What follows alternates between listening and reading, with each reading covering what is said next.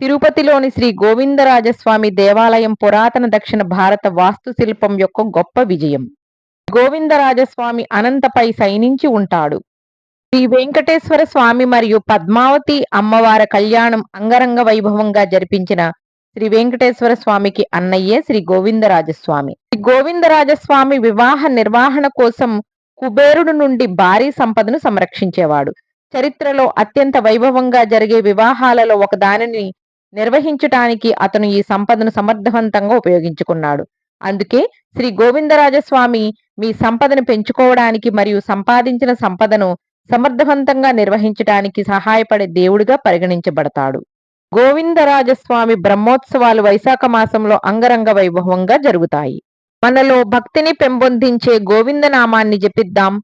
మన హృదయాలను గోవింద నివాసంగా చేసుకుందాం. సర్వవ్యాప్తి అయిన గోవిందుని పూజిద్దాం.